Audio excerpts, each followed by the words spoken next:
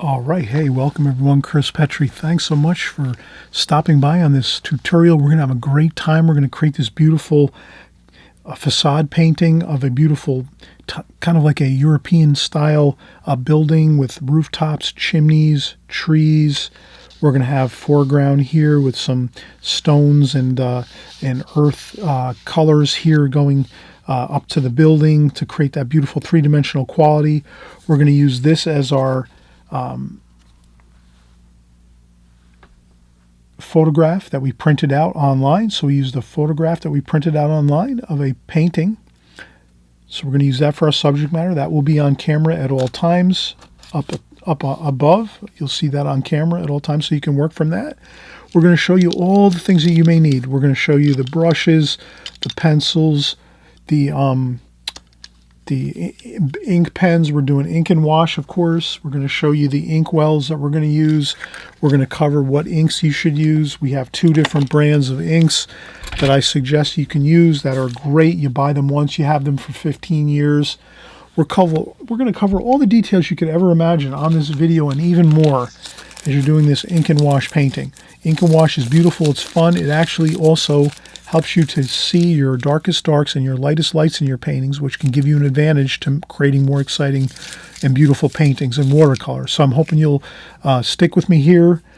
We're going to just go from A to Z with this tutorial. So we cover everything right from the beginning all the way through to the end. We're going to cover even all of the colors that we use from our watercolor palette, how we mix up the washes to get these beautiful colors in this painting.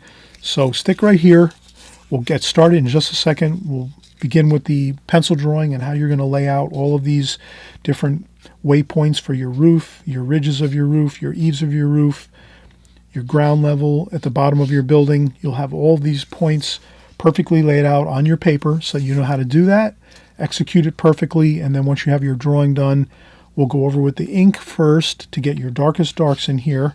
And then after that, we put our watercolor washes in. So you'll see how we do the whole process from start to finish, okay? We'll be right back and we'll get started with the layout and the pencil drawing, okay? All right, be right back. All right, so we just saw the finished painting. You're at the right place at the right time. We're going to actually cover all the details that you may need to create this wonderful, beautiful painting of a facade. In like pretty much this is a European style painting. We're going to create some grayish type rooftops, some trees, some chimneys. We have some foreground here in this. This will be our reference photograph that we printed on our printer here at the studio. So when I usually paint, I try to put these photographs on the picture frame here that we're working with in here so that you can see the reference photo that I am using. Most times I'll always try to do that. Once in a while, I'm working from something I can't show it because it's like a copyright issue. I really can't put it on, otherwise YouTube might shut off the delete the video because I'm showing someone else's artwork. But on this one here, this is kind of something I found online that doesn't look like it's going to be a copyright problem at all for anybody. So we'll use this.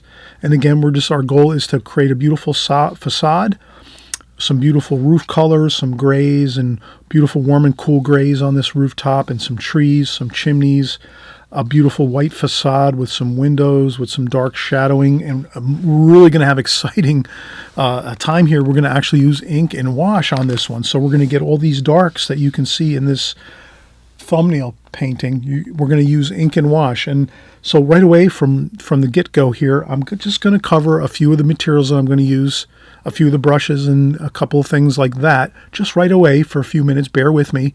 And then we'll get right into the pencil drawing and then right into the painting after that. And then later on in the video, maybe as we go, I'll kind of share some other things. Or if I've missed anything and you think you need me to like answer any questions, please leave comments in the comment section below. And this way I can answer your questions, because sometimes I don't always cover every detail in my videos. And if you have questions, that's the perfect place. You just go into the comment section below, click, type in your question. Chris, I need to know what type of paper you're using, what type of brush is that, what type of color paint is this, any kind of details like that, just let me know in the comment section.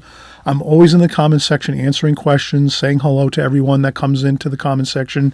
So I'm always here working along with you. We're all working together. We're trying to get better at our watercolors and our ink and washes too, because we're doing an ink and wash here, which is a little different than we might normally do. So you're going to have a lot of fun with ink and washes, and I hope many of you will kind of start to incorporate into your regime when your regiment when you're painting watercolors to start working in ink and wash.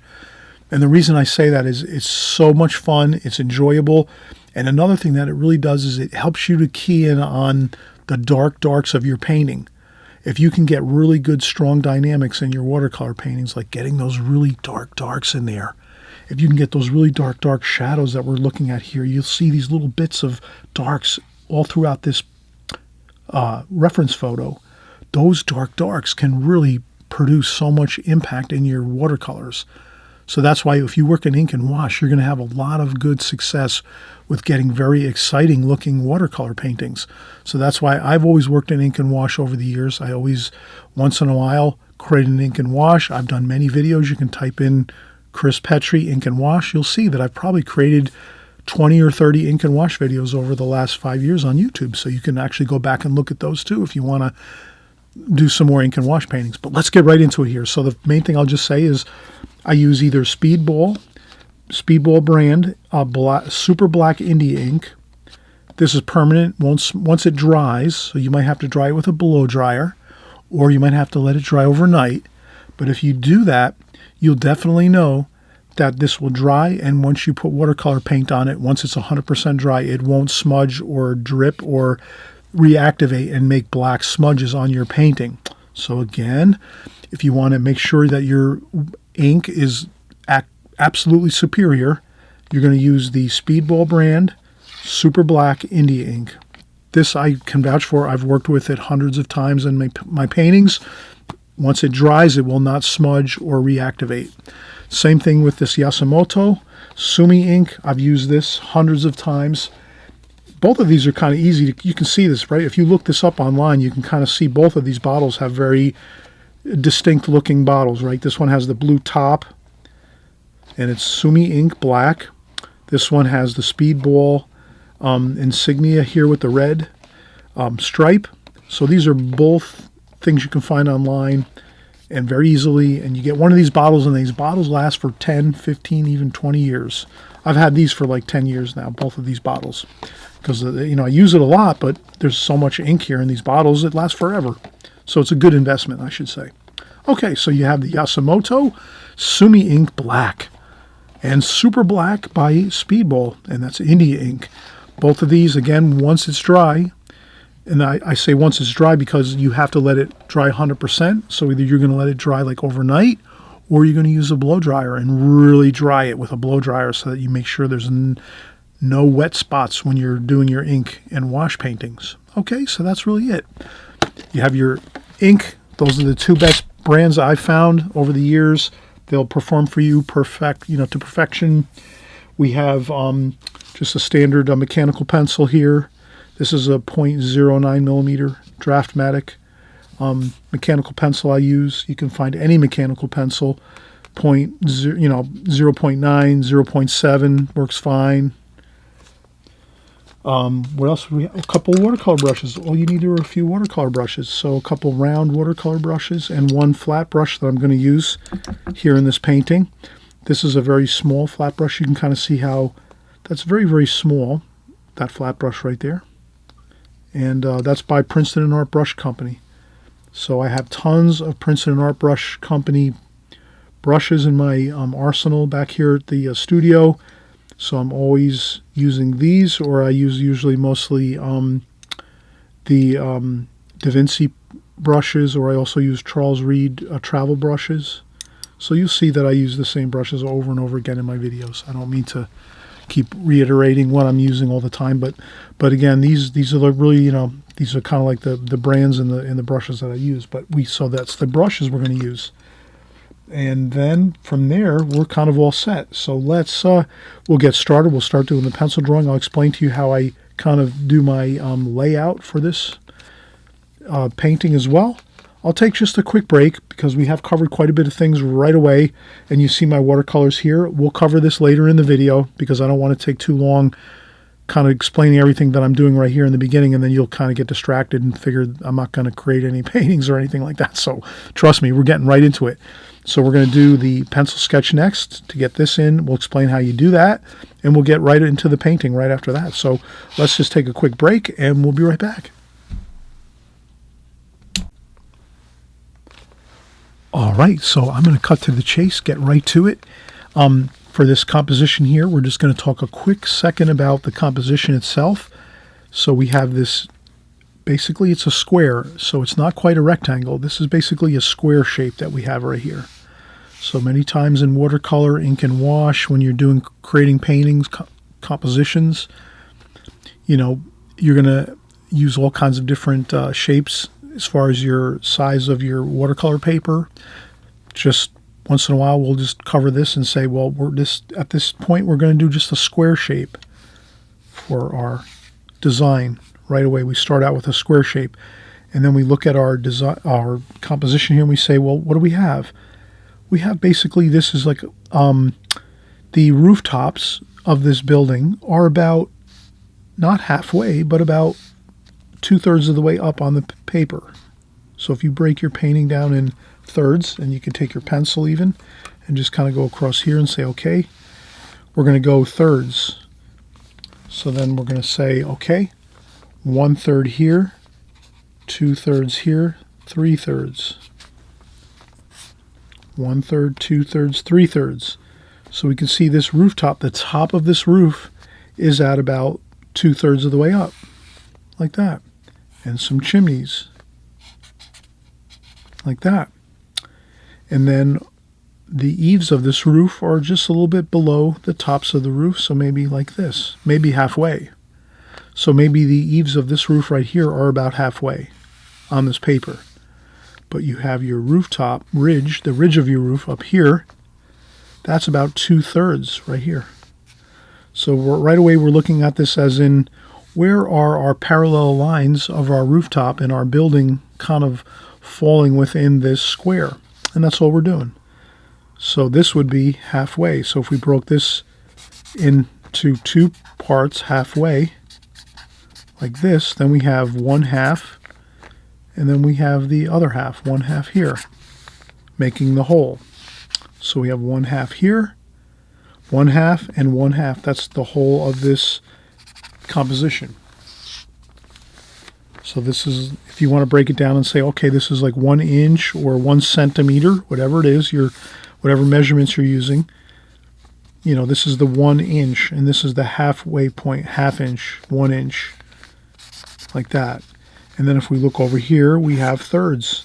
So this might be like, you know, you can break it down any way you want to, but if you're looking at this, maybe like if you're using like a recipe, and you might say, well, how many cups of this, you know, flour, sugar, you know, how much sugar or flour do you need for this recipe when you're creating like the first part of the mix of your cake or your recipe? You might say, well, I need 1/3, or I need 2/3 cups, or 3/3, you know, 1 cup, 1 full cup.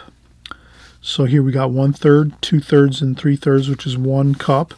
So you can break it down like you would a recipe with using like teaspoons, or 1/3 of a teaspoon, 2/3 of a teaspoon, 1 full teaspoon, anything like that, just so you kind of see that that's how we break our painting down into, like, you know, subdivisions to kind of get where we want to kind of can lay things out and put things on the paper where it's going to be somewhat the way we're looking at it here.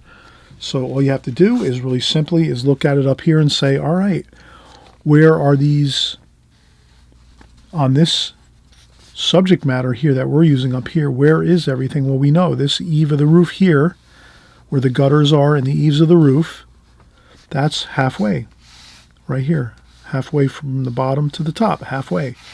How about the top of the roof, the ridge of the roof? Well, that's, again, we said like 2/3 up. 2/3 up from the bottom is the ridge of the roof, the very top of the roof, and then the sky is up here. And that gives us basically our waypoints, our layout for our painting. And then we can put this other section of this facade over here where we have the 2 windows, like that. But you can kind of see how we do the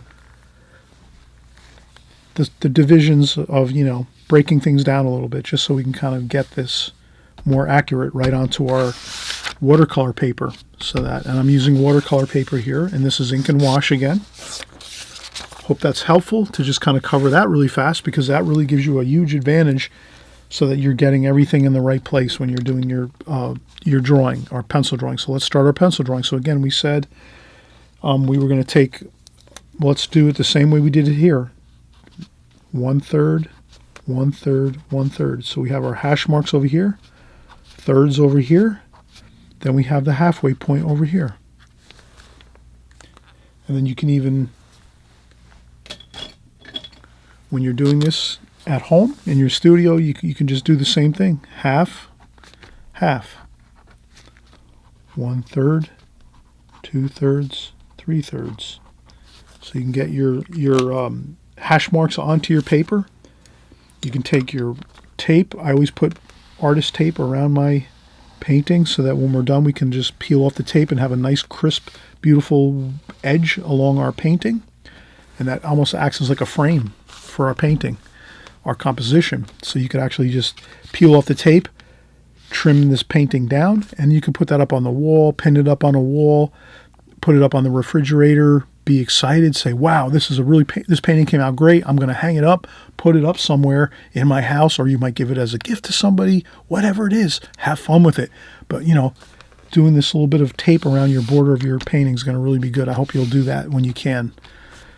So let's get started here with the composition again. So this here, 3/3, 2/3 up actually is the eave of the roof. We'll just do a little bit of a ridge of the roof there across. Then we said halfway is the eaves of the roof right here. Doesn't have to be perfectly level and straight, but if you want to, you can always use a ruler. You can use a ruler to create these straight lines across your painting.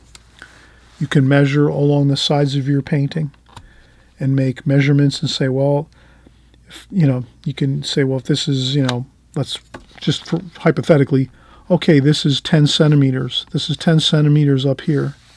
5 centimeters would be your halfway point there. Then you come over here and say, okay, 10 centimeters. Well, this is 10 centimeters, maybe like 3, 6, 9. Maybe like 3 centimeters is 1/3 of the way. 3, 6, and 9. And you adjust it a little bit to get it a little bit more accurate. But you can just kind of see how you can use, you know, you can use a ruler to get things a little more accurate for yourself too. Don't be afraid to use a ruler and do a little bit of measuring. If you feel more comfortable with that, that's fine. So, okay, we have pretty much everything we need. We have our ridge of our roof across here. We have our eaves of the roof across here. Wow, we got almost everything. All we need now is to maybe do this over here, which is kind of a small gable roof and a small little section of the building that kind of is like a protrudes out from the facade, the main facade of the building, which might be like a small area that's like an extension to the apartment or the condominium or apartment house here. There might be an extension where they make something kind of pop out from the main facade of the building, and it comes out, and then there's like another roof over here up top. So let's do that. Let's get that over here. How far over is this ridge of this roof right here? And you can kind of see it's only a little bit across here. So let's do that. Let's come over here and go a little bit across right there. Good. Then we just take our ridge point there and go across like that with this gable of this left side of the gable, and then we're going to come over and make the right side of the gable like this. And then we could take this line here and go down, straight down, just like this. And so now you can see we have pretty much the whole structure drawn in here. I'll erase that a little bit because it doesn't quite go down to the bottom. So we'll go there with the bottom, because you can see this bottom here is a little bit above the bottom of our painting. So we go there with that. And look at that. Look, fantastic. We have pretty much everything completed. The only thing we might want to do is the chimneys. Let's do the chimneys. This chimney, wow, it's pretty simple. It's straight up from this ridge of this roof right here. This chimney's straight up above that. So let's just do a rectangle. We're just going to draw a shape, a rectangle shape, just like that on the roof. And it goes down a little bit below the top of the ridge of the roof. So here's the ridge. This chimney goes down just a little bit below the ridge of the roof, this bottom of the chimney here. So I go a little bit down below that ridge. There we have it. Perfect. We have a rectangle shape. And then another rectangle shape here for the chimney pot, for the flue pipe. Then we come over here and we say, all right, how about over here? Wow, yeah, there's another chimney over here. And look at that. It's got a little bit of an angle to it. It's not quite straight. It's got a little bit, we're looking at it in a three-dimensional fashion right now. So that's not going to throw us off. We're going to kind of do the same thing we did here. Let's get the rectangle here. And it looks like it's the same chimney, except here we're seeing it in a three-dimensional fashion. So we'll come over here, we'll look and we'll say, well, how far over is it from the edge of our paper? Wow, not too bad. It's only just a little touch in from the edge of our paper. So we come over here and say, all right, here's the edge. Let's come over a little bit. Maybe not too much, a little bit here. That's fine. Like maybe a ½ inch, something like that. It doesn't have to be perfect. And then we do the same thing. We make it the same height. And again, if you want to get things a little more accurate, you can take your ruler, put it onto the paper and say, okay, I want to make this level across here. So I want this chimney, both of these chimneys to be at the same height. So there we go. We make a little line over there, a little hash mark. And that gives us the top of this chimney, which is, we just made it even across the picture to over here.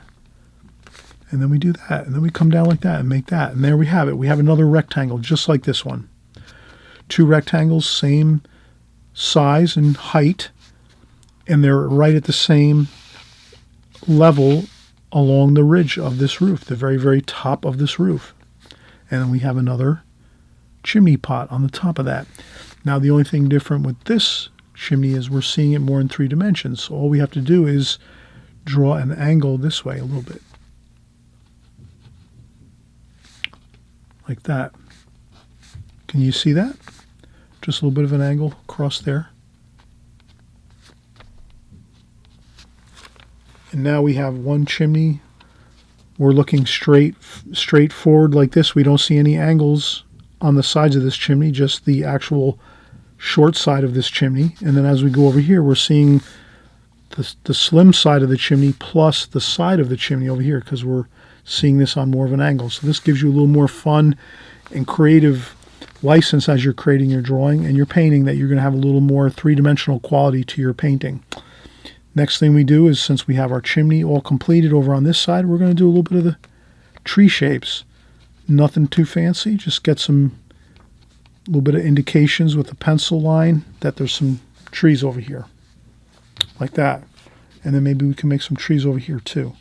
Let's counterbalance it like that. So trees on both sides there. Let's just say, let's do some trees over here. We can add things into our composition. If you see something that you want to add into your composition, please do it.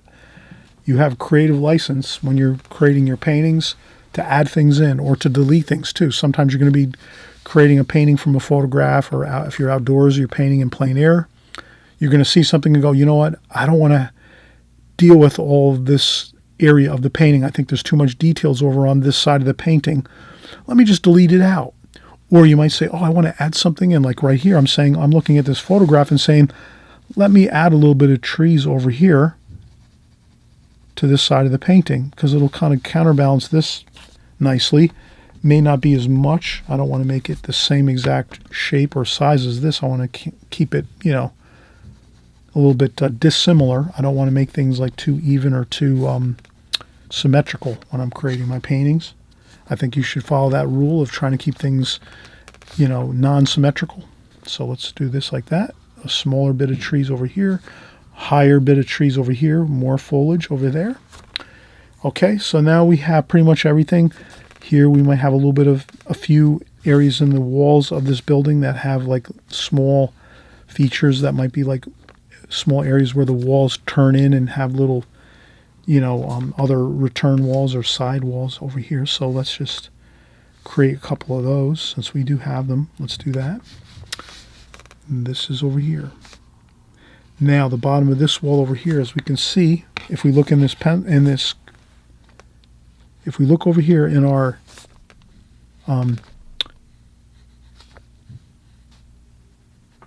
reference photo and print out, we have like areas that are sort of receding. So this part of the building, of the structure, is out the furthest closest to us here on this part right here, this part of the structure, which is like an additional part of the structure that is protruding towards us.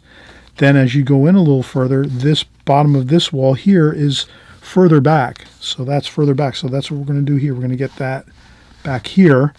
This is a little bit closer to us. And once you have that, I think you have pretty much all of the main lines you're going to need. And again, this is the fascia of the roof. This is where the roof meets the walls right there. So we have that right across here. And then again, we do have a little bit of a shadowing here. So there's a little bit of a wall there. And then here we'll have a couple of windows. Windows there. So you draw a small square for each window you see. Up here we have 2 windows. You just draw a couple squares for the windows, and we'll fill in the details later. Down here you have a couple more. A window there, and then a window over here. And you can deviate from this. You don't have to keep to this exact location of everything on this. And then over here, there's 2 windows on this. A little bit of an addition over here. Like that, 2 windows there.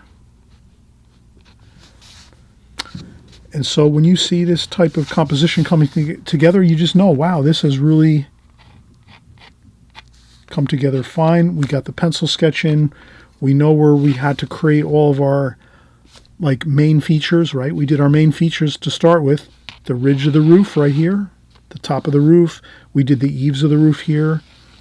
That's where the wall meets the roof. The walls and roof meet at the same point there.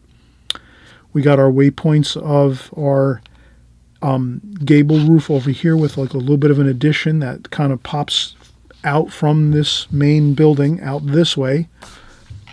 We have that in there, and then we just wanted to make sure that that's out further, and then this wall here, the main wall of the building, is back further, so we make that line back further from this point here, which is this part of the building that kind of again protrudes forward. And this kind of gives us a nice 3-dimensional quality.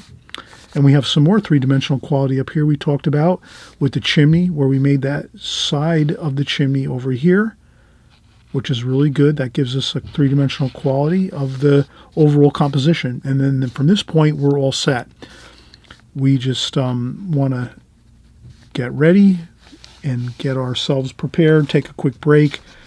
We'll mix up some paints here in the palette, and we'll be ready to paint. And we also are going to use, again, the ink and wash method, which you're going to see is so phenomenal because you get to get those darks in your composition, in your painting right away from the start. And then once that happens, you dry it off with a blow dryer, or you let it dry overnight or for a few hours. And then you come back in and add your washes, your watercolor washes, and you're going to have an absolutely beautiful watercolor painting, an ink and wash watercolor painting. And I'm hoping you're really going to get excited. All right, and I'm hoping, too, you'll give me a thumbs up if you like this video.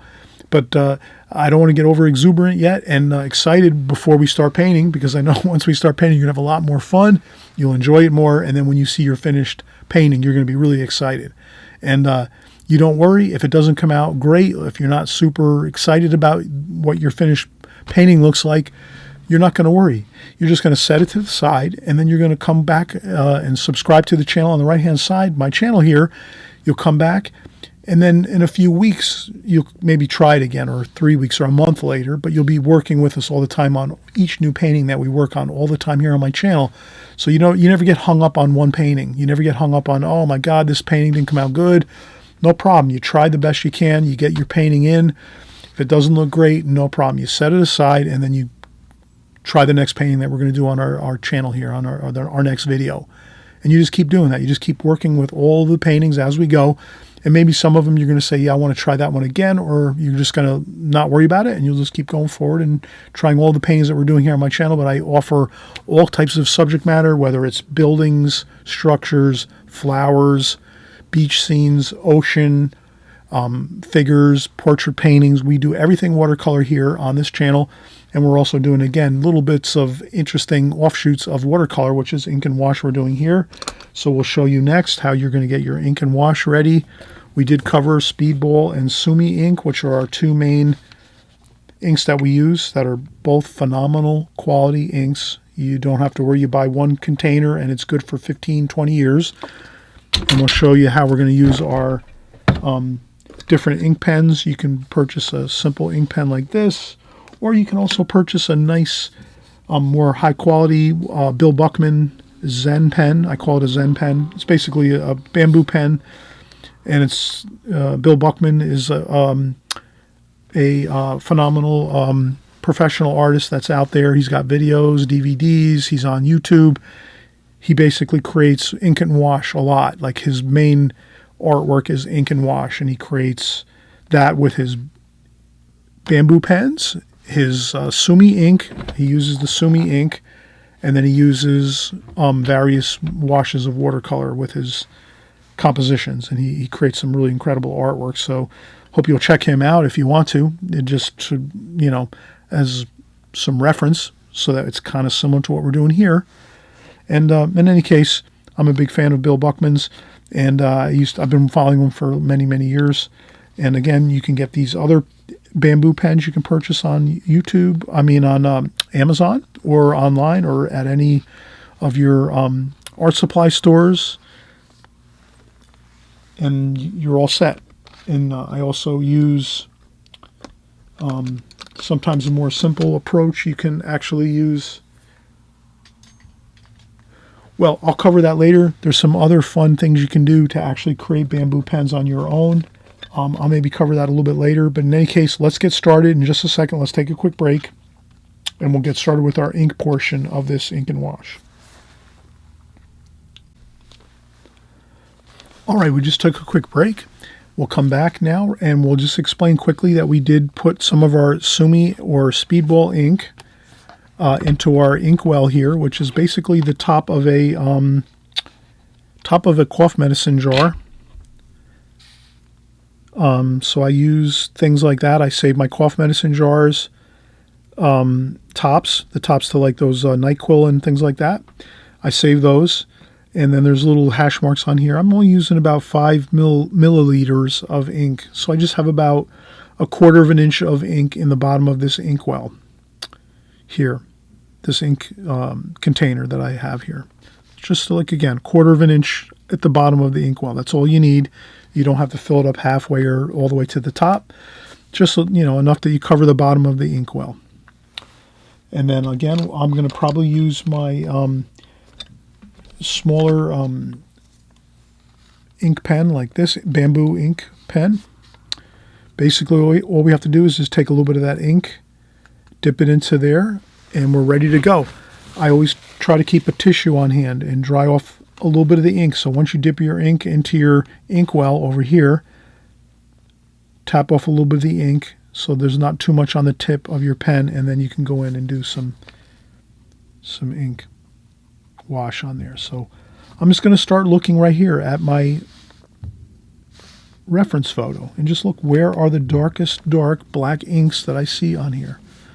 And then I just look over here and I say, wow, yeah, there's some decent amounts of like black darks here on the trees over here. So that's what I'm going to do. I'm going to start putting in the darks wherever I see them over here in this reference photo. Like that.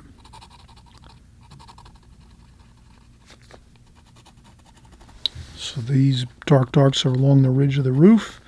They're by the trees. I see some ink lines here on the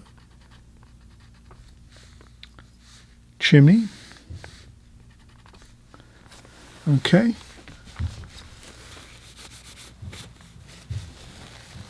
And again, I'll take some more of that ink, dip my bamboo ink pen in there, dry off a little bit of the ink on a tissue, and I'll just start looking around. Where else do I see? All right, I see a little bit more of a chimney over here. Or it might be like a vent pipe from the bottom of the... So there's some ink there. This is the top of vent pipe that's coming from the roof. Then where else do I see some darks? I see some darks over here. So I'm going to put some dark over here. So that's your goal. When you start to do your ink now, your ink and wash portion, you're doing your ink now. You're just adding in the inks wherever you see the... I see some on the roof here, some ink, bits of little bits of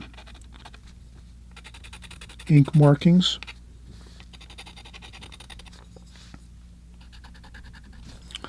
Dip in my bamboo pen to the ink, touch a little bit off of that ink off onto the tissue because I don't want to have too much ink flooding out onto my paper. And I just look around and say, okay, where do I see some more ink? I see some there. Maybe we'll add some over here by this tree. Even though there's no tree over here, we kind of created that over here, like that. What else do we have? We have some more over here. Let's do that. Tap off a little bit of the ink. You don't want too much ink flooding out onto your paper, so you're better off just tapping a little bit off on the tissue as you work, like that. You can see, wow, that if you have too much ink flowing out, lift up a little bit with your tissue on your paper. Careful, though. You might have to get a new tissue, because if you start tapping ink off your paper with a tissue, then your tissue is going to have ink on it. And then if you go and touch your tissue to the paper, that can be an issue sometimes. So remember, key in on that idea that if you're lifting up ink off your paper with a tissue, once you lift up some ink, you got to either fold up your tissue so that all of that ink that you just lifted up is like underneath the tissue and you have a clean spot on your tissue, or you just grab a new one. So that's basically the idea, is you don't want to go back in and start blotting onto your paper more ink where you don't want it. So that's a good kind of rule to follow, is changing out your tissues a lot when you're working with blotting some of your ink if you need to. All right, so we're just going to continue. So we have pretty much where the rooftop is, pretty much good. We have the ink where we need it to. The darks up here, you can kind of see. All these darks here, we have those up here. Now we're going to work from like where the eaves of the roof are here. So we just noticed there's some darks over here on the eave, but not everywhere. A little bit there, right? A little bit over here, like that. We dip in a little more ink, dry off a little bit of the ink on the tissue, and then we're going to start to look at the windows. The windows are pretty much like that. So the tops of the windows, and then there's the glass of the windows are darker up top on the windows, so that you will notice. See how that is? Here in this photograph, you can kind of see this printout. The glass is always darker at the tops of the windows, and then there's more light at the bottom of the windows. And the same thing over here. Let's dip back in more ink, touch a little bit off on the tissue so you don't have too much ink flooding onto your paper. And you just get that in there. Get some of that ink on there, dip in, touch a little bit off there.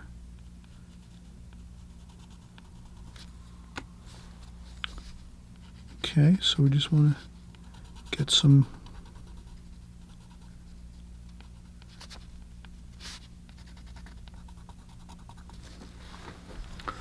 dip in a little more ink, dry off, take a little bit of that ink off. You don't want too much ink, again, flooding out onto your paper, making a mess.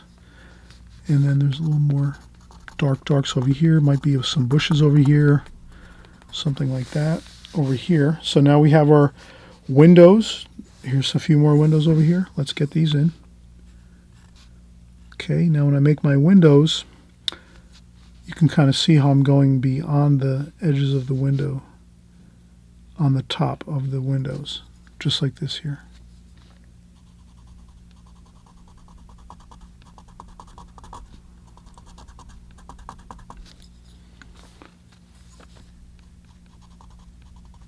Like that. And you want it haphazard and random. You don't want to like try to make everything perfect. Try to just make things, we might make a few little indications here of the underside of the gable ends of this roof here. And we'll have shadows. We're going to paint in the rest of the details, and that's the fun part about this. Once you get in your ink, which is your darkest darks, always remember when you're doing ink and wash, you're doing your darkest darks. Like that. So there's some shadow there, there's some more shadow. So I'm using a little more ink here,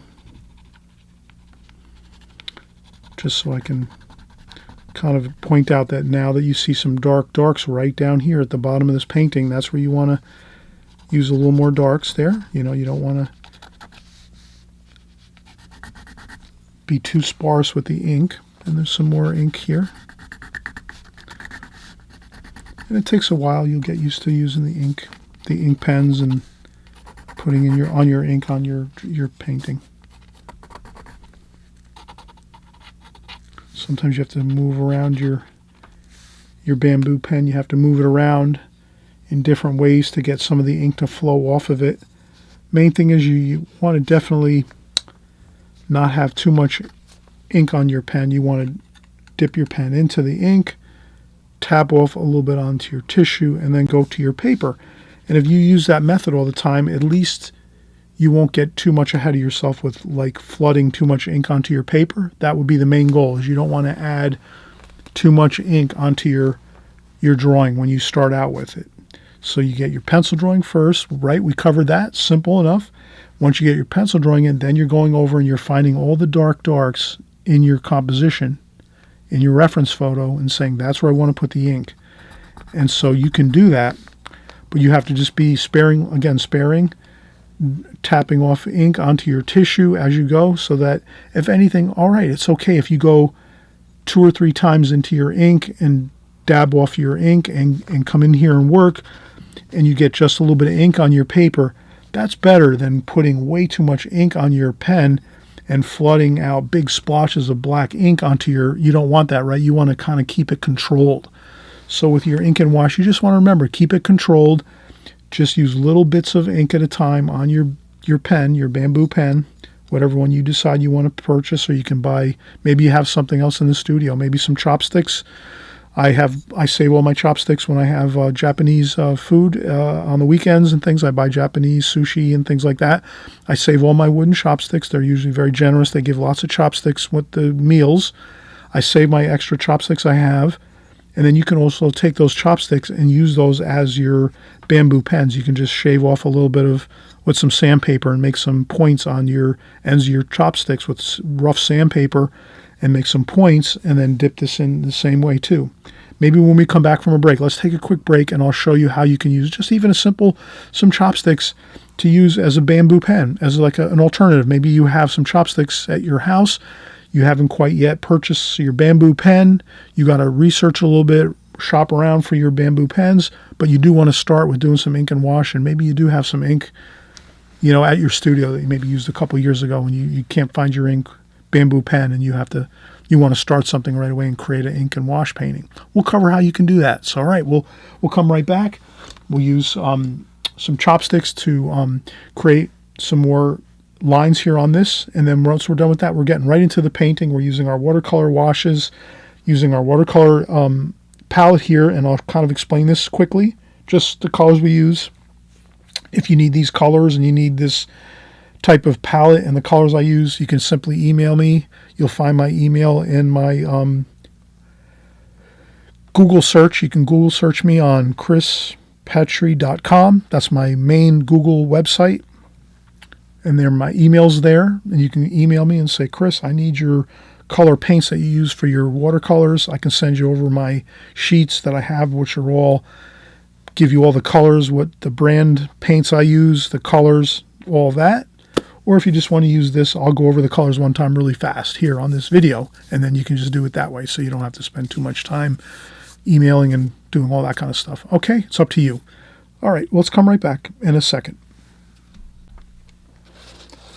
All right, so we're back from a break, and we just wanted to cover quick how you can use some chopsticks really kind of simply to create a bamboo pen from chopsticks. So I have leftover sushi. When I have sushi on the weekends, on Saturdays, I usually order sushi for lunch. While I'm creating my videos here, I'll have a sushi lunch, and I'll usually have extra chopsticks. I just break apart these chopsticks like that. You can make bamboo pens easily from this. Then I just take some really rough sandpaper like this, and you can just basically take some rough sandpaper, and you can just make a really nice point with some rough sandpaper right on your, I'm just using some printer paper here so I don't make, dust all over my painting we just created here, my ink and wash there.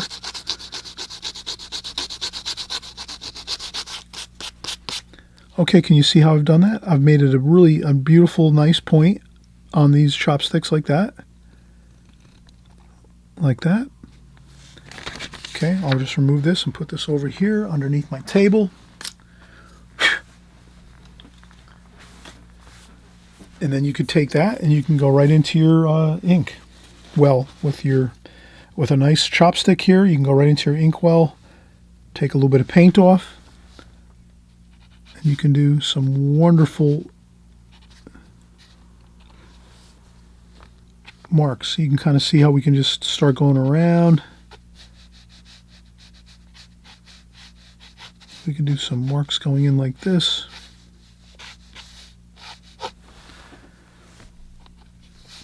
Okay, so you can do that too as well. Just an option you might have. If you haven't got it, purchased your bamboo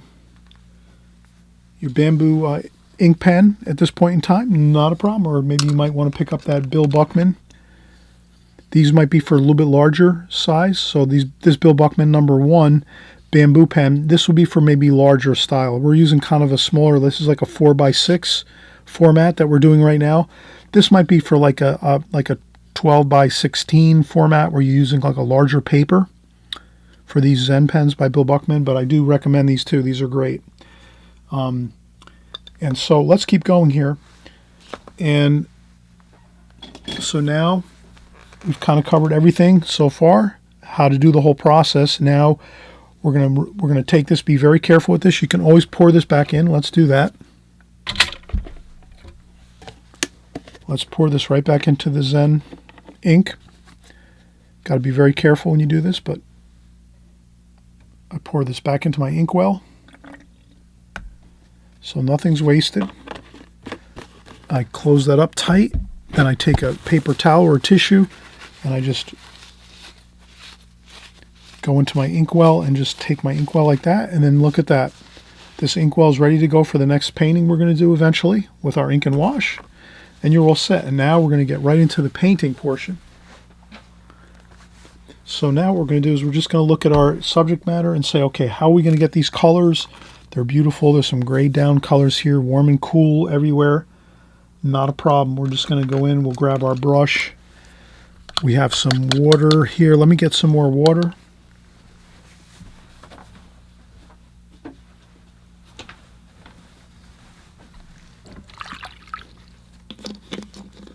Okay, so I just filled up my water container with some fresh, clean water.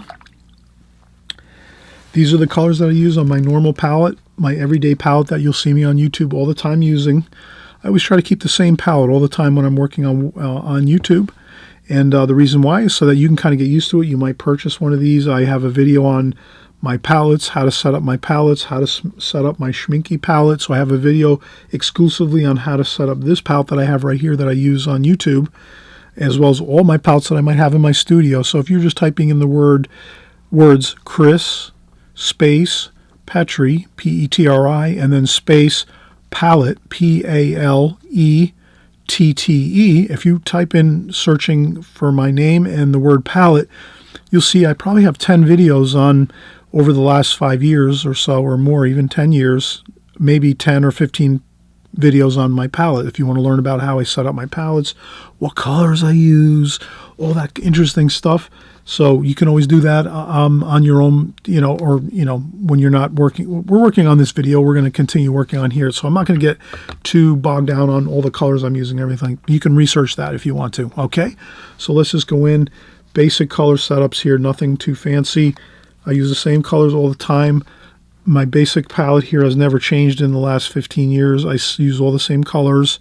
And again, the reason why is because I'm used to them. My eyes are kind of set to them, so that if I look out into nature, I can just go, oh yeah, I see that those trees look like sap green or olive green. Oh, I see that green over there on that tree is actually like a viridian green. Oh, I could see the light, the sunlight in the morning time is like yellow ochre. It looks just like yellow ochre. So if I'm using the same colors all the time, my eyesight gets set to them, and then I can use these colors and I can just reference them as I'm looking out. In ordinary, we should do that as artists, right? We just look out and look at things and say, oh yeah, wow, I see that that car looks like a cobalt blue, or that car looks like a cerulean blue, or wow, that flower over there is like a lemon yellow, or that flower is like a alizarin crimson. So you can kind of, like, once you get used to your palette of colors that you use the same ones all the time, your eyes will adjust to them, and you'll be able to kind of just reference everything real easily. So that's why I always use the same colors, not to get off on a tangent, but that's how we do it. Okay, so now let's get these colors in here. These are a grayed down bit of colors. Let's kind of just start out and say, all right, we have some burnt umber, cerulean blue right there. Between cerulean blue and burnt umber, you have a really beautiful mix of color right there. Then we can add into that a little bit of purple. Okay. So that really gives us a lot of variation right there. Maybe a little bit of raw sienna too.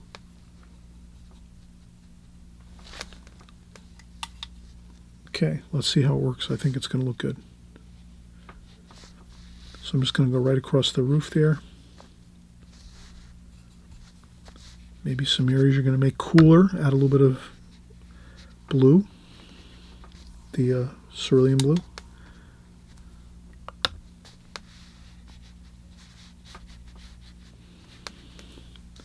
But you can see it's light. This is not extremely dark here, so we're going with lighter washes right across this roof.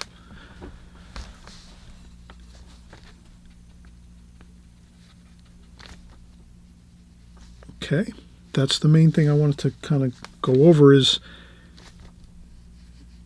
we're not making this extremely dark. We have our dark darks. We got those dark darks in our painting with our ink. So the ink is the darkest dark that we've created in our painting, and we've got it completed already. And we've let it dry. So it's already dry. Maybe it's dried for about an hour or two. Then we go in and we touch of green, maybe. A little bit of sap green over here. A little bit of sap green in every bit of the roof, so that when we do it up on our trees, it's not going to look odd that we just have a little bit of green in it by the trees. Let's add the green everywhere. And more green, I guess, Let's use more green in the trees than we do.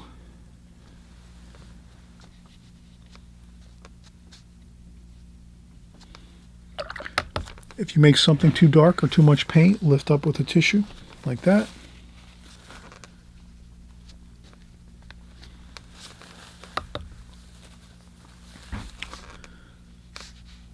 And look at that.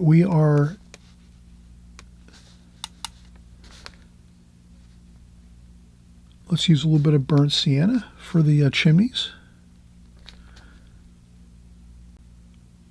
Like that. That gives us a nice, kind of exciting bit of color there.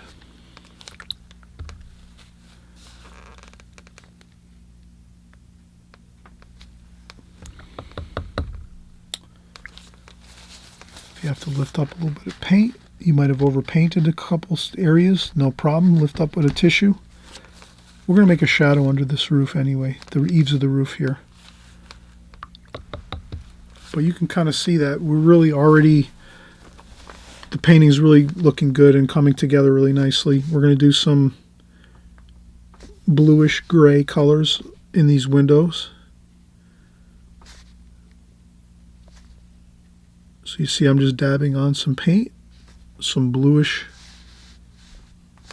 purple and you know, the mixture of colors we've made up here. Just like that.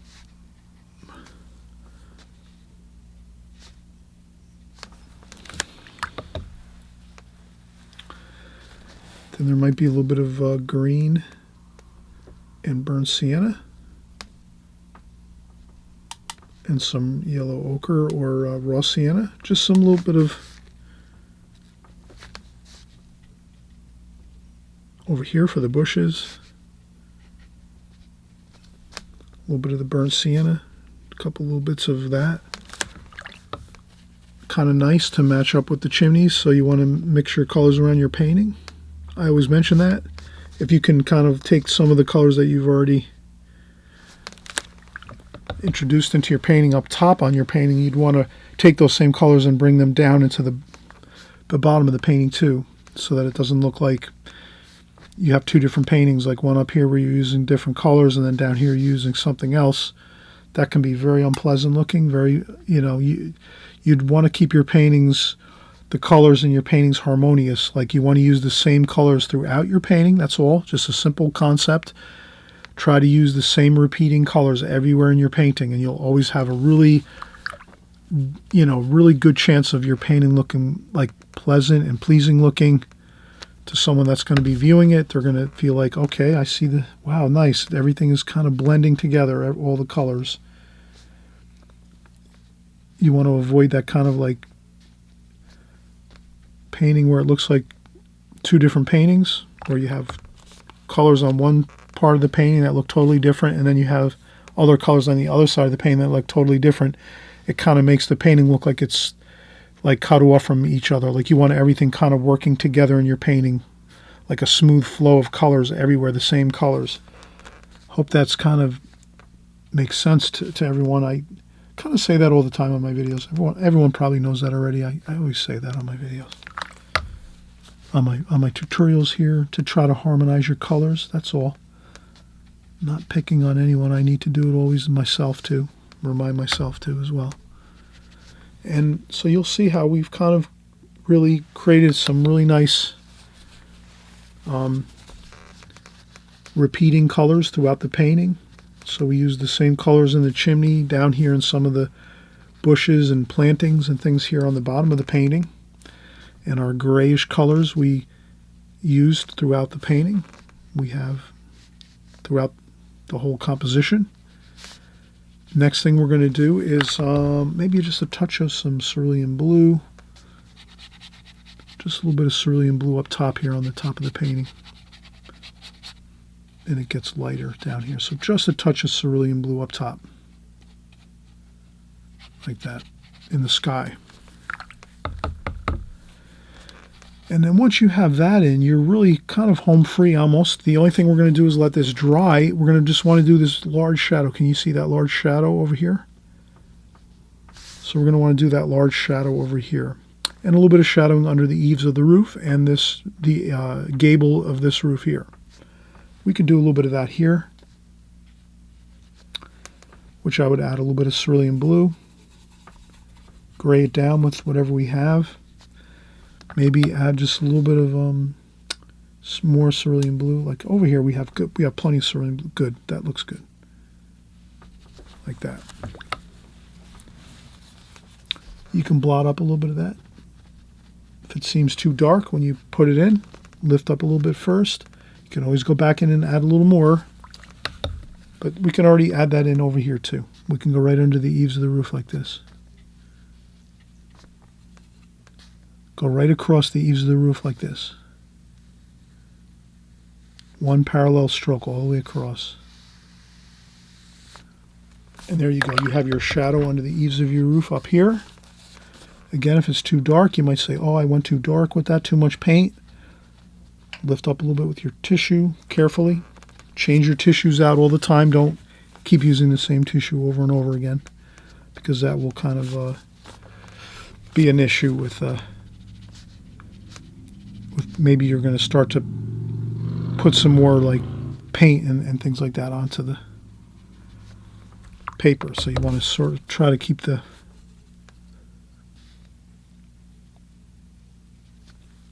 onto the watercolor paper. You want to be careful not to blot back in colors.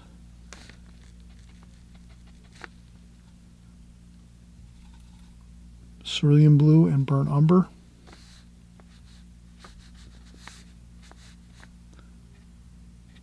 Like that.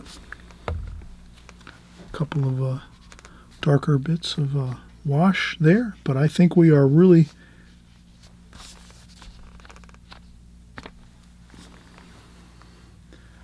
looking good. Let's take some brown.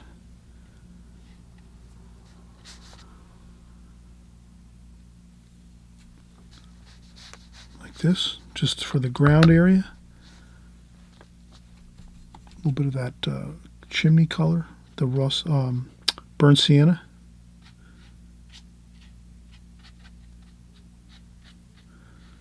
All right, let's take a quick break. What we'll do is we'll let this dry a little bit, these washes. And we might add just a few more accents of color or wash in here. But I think that's looking good. You can kind of see how we've created the same idea. Maybe this is a little more rectangular. This is more square. This composition is more of a square canvas or square watercolor paper. Here we made it a little more of like a rectangle. But you can kind of see, though, we did the same idea. We just want to we can actually do this right now. We'll do the shadowing over here.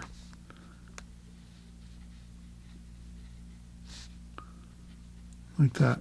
So we're just going to make the shadowing over here from this section of this building over here that's like this. A little bit of blue.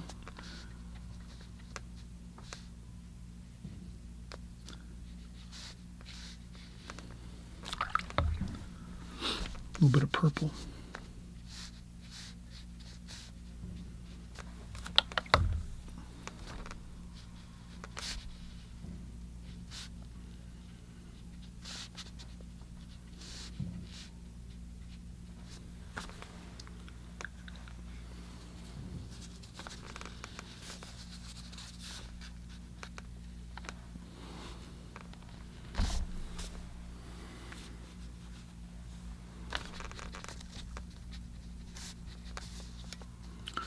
And I'll just add some of these other colors right into the foreground. Some of the purple, cerulean blue.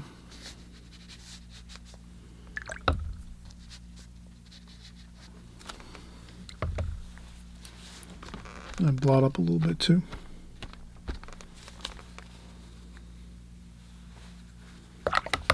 All right, so let's take one more break and then we'll kind of just look at this. I think there's a few more things we can do for details to finish up, but I think for the most part we're kind of complete. I'm glad you're joining along here. Again, I'm hoping you're giving a thumbs up if you like the video.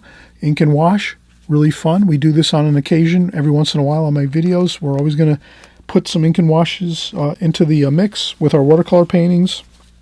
So let's continue working on this to get the final details done, and then we'll wrap it up. Okay, so again, I'm always hoping you'll subscribe. You're at the right place at the right time, especially if you're just starting out with watercolors and you haven't been here before, first time here on my video. Please just subscribe on the right hand side below. This way you don't lose track of us. This way you can at least keep in tune with what we're doing every week. We're creating new paintings every week. We're doing paintings just like this. We're creating paintings with seascapes, beach scenes, architecture, houses, buildings, city scenes. We're doing figure work, portrait paintings. We're also creating flower paintings, still life paintings with all your favorite subject matter like teacups, coffee cups, flowers, duck decoys, paintbrushes, anything like that. We're doing all these kind of fun things that you're going to really they're gonna help your watercolor skills a lot, your drawing skills as well as your painting skills. So we're always here for you. Hope you'll subscribe so this way you don't lose track of us. And then we're always here every week, week after week, month after month, year after year. So let's finish up this painting in just a second or two. We'll kind of just look at this one more time, just make sure we have everything the way we want it. And I see a few things already that I need to add back into this that I don't see, that I haven't added in from this to here. So that's where when you take a break for 5-10 minutes and you come back, you're going to see, oh yeah, I see a few things. I want to add those in. And then that's when your painting is perfectly completed. And then again, if you let it sit for a couple weeks, you can always come back and add something in. But again, I always say, don't overwork your paintings. Don't keep working and working and working on it. Get it to the point where you're happy with it. Maybe you need to add a few things in, and that's it. And then we'll be ready to call it a day on this painting, okay? So just another 10 minutes on this painting, and we'll be complete, and we'll be wrapped up, and we'll be ready for the next painting, I don't know, in a few days or so, okay? All right, we'll see you in a few seconds.